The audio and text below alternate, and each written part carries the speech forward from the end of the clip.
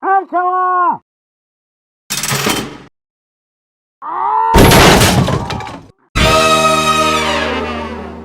What's up, everybody out there in YouTube land?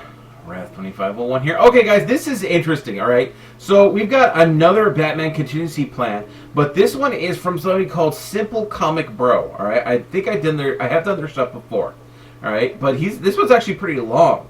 This one's like almost 8 minutes as it is. But, so this thing pretty cool. And this is Batman Contingency Plan Optimus Prime. He did talk about Optimus Prime in the other one, because you look at my shorts channel, I occasionally do the Batman Contingency Plans from, I believe it's Multiversal Wisdom, and he's already done all of the primary characters, the Mercs from TF2, but he still has a long way to go. He still has all the other characters, and I already suggested to him that he should do Marasmus for Halloween, which is coming, and maybe the Horseless Headless Horseman, and so on and so forth. Anyway, so let's see what this guy's got here for us for Optimus Prime. Okay. And blah, blah, blah. Alright, and go. Thank you, Reflando D, for today's contingency. Agamemnon contingency. One shall stand. How long do you believe a war can last? A few years? A few dozen? Maybe even a few hundred? How about a few million? 5 million to be exact. A war so destructive that it not only renders your homeworld uninhabitable, but I thought it lasted for a lot longer than that. Now imagine you weren't just alive to witness it all, but were also one of the faces in the two factions who'd fought for all those years.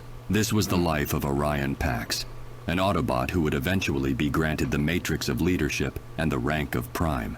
From that moment forward, he would adapt pretty good Batman being voice. known as Optimus Prime from then on.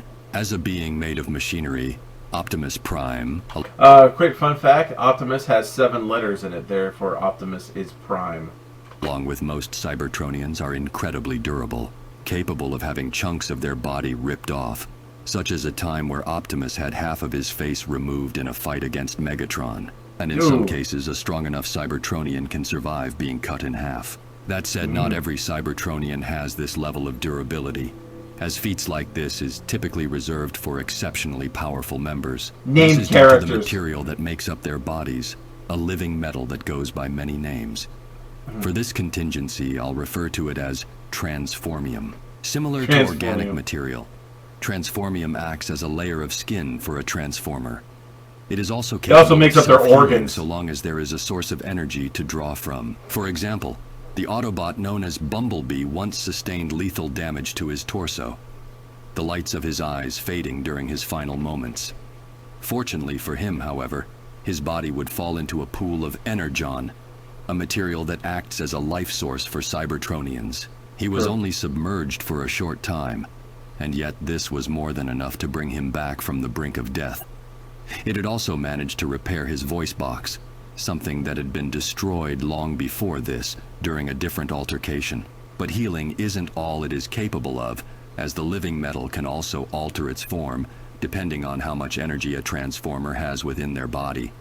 The obvious example being the difference in Prime's appearance before and after obtaining also a hot rod to Rodimus Prime, same while thing. Being able to survive being bombarded by antimatter is impressive enough.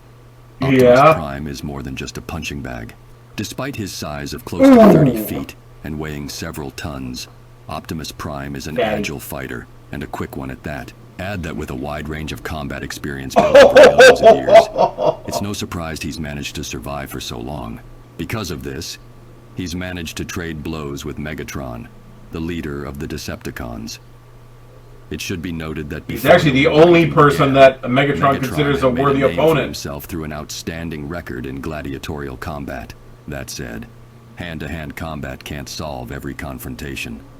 Fortunately, Optimus is equipped with incredibly powerful weaponry. As someone who has had several interpretations in the multiverse, Optimus Prime's arsenal can differ. There are some good ones. But to keep things simple, I will focus on weapons which appear more consistently between the different versions. Like the Star Saber? The Ion Blaster, a large energy rifle with an exceptional output. It has taken many forms throughout the years, but one thing has remained the same. Transformers Prime was peak and Transformers. that is its destructive ability, typically capable of destroying most Decepticons unfortunate enough to be in its direct line that of is fire. brutal. Next we have his iconic battle axe, a weapon which can either appear as a physical weapon he can hold, or an energy weapon that forms itself from his hands, both being equally lethal, both being powerful weapons of war.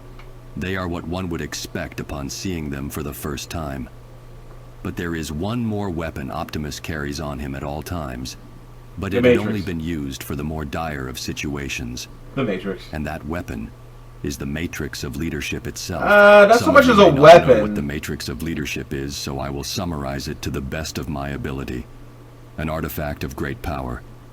The matrix is a conduit which connects to the power of Primus, in essence the god of the Transformers. And where there is a god, there is also a devil, in this case one which goes by the name of Unicron, a massive transformer which devours planets on a cosmic scale, a being so large that it can dwarf planets.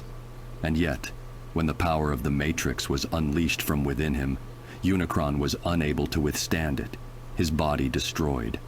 The only thing remaining being its head, which floated around Cybertron like a moon. Countering Optimus would prove difficult, as even my more powerful suits could hardly put a dent into him.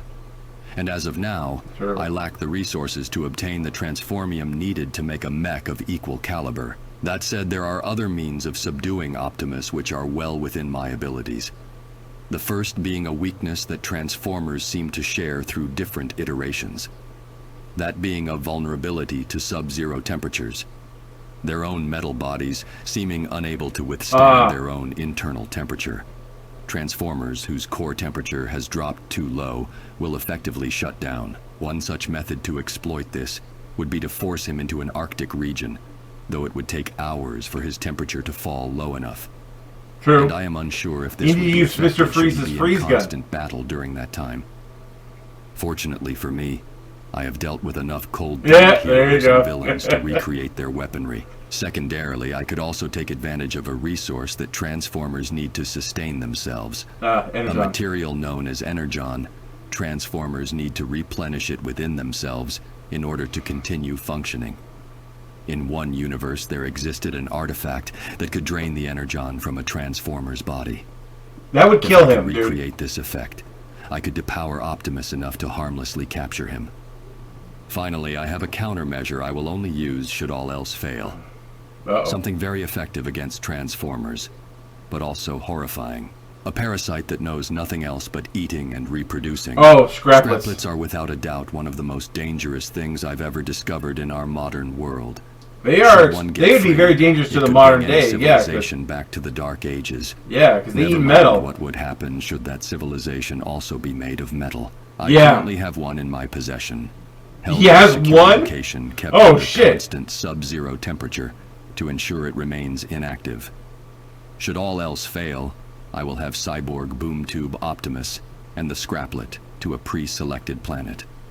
It has a warm enough temperature to revive the Scraplet and is completely void of life, ensuring no innocence can come of harm. As I have said, this is only should I have no other option available to me. That is extremely dangerous. As losing someone like Optimus, I understand. They also multiply very quickly. The end of the war for the Autobots. And for someone who was once left emotionally devastated by his accidental killing of a deer, I refuse to believe someone like him could turn evil without an outside influence. Because despite constant battle, despite watching his home be destroyed, Optimus Prime has never forgotten what it means to be strong enough to be gentle. If you also have a character you wish for me to cover, or just want to support this channel, I'll have a link to my Ko-fi page. There will also be a Google Doc with the list of characters who have ever been done or already commissioned by others. Okay, you know what? I just realized I need to check with this guy to see if he's ever done any of the Team Fortress 2 mercs. So I'll have to see his take on it, you know? I have to have a look at that. Anyway, so that was pretty good. Hope you guys enjoyed that. I did. That was a good one, and it goes into quite a bit of detail. Covers a lot of things that Universal Wisdom didn't cover. So I hope you guys enjoyed that. Like this video, subscribe. Definitely click on link to the original, like the original, and sub to Simple Comic Bro.